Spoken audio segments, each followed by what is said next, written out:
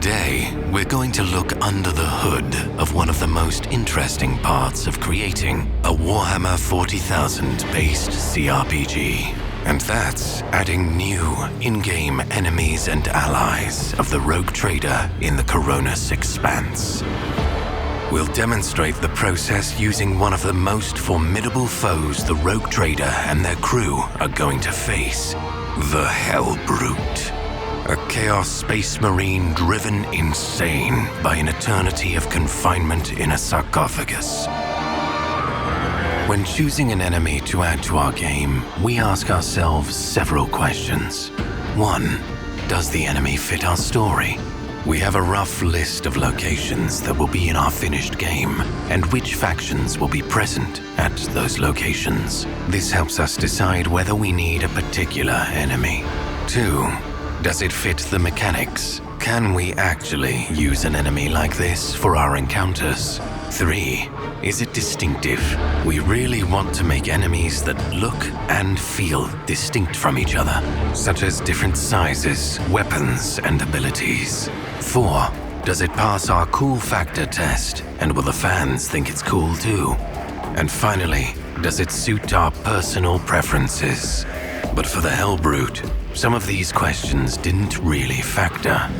It was there from our very first drafts of the game concept. We always begin by assessing the model and deciding whether it requires detailed concept art. We need the concept art if our source material contains complicated shapes or an abundance of small details, or if we want to modify it to fit our game's lore.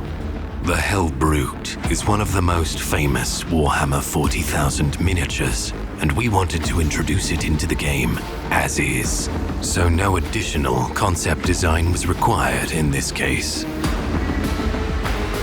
Creating the model itself is a complex and delicate process. We cooperate closely with Games Workshop at every stage of our work, which allows us to stick to the canon in the minutest of details. At the end, the model must be textured.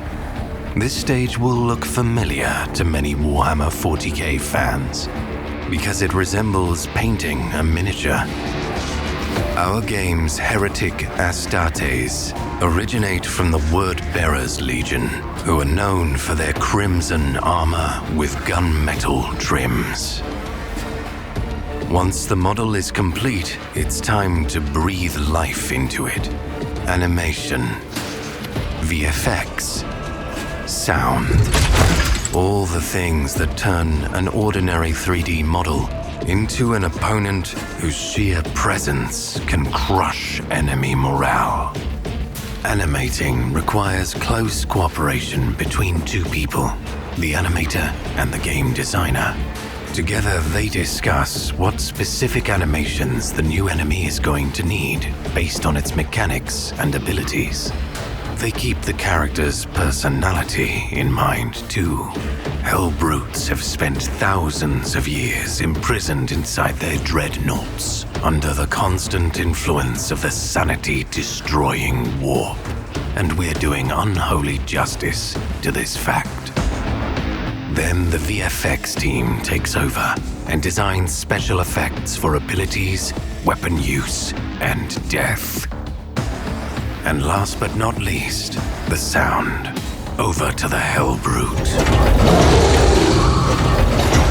Sounds convincing. This is the complicated but important process that every new character in our game goes through. They're all different, and they're each uniquely deadly.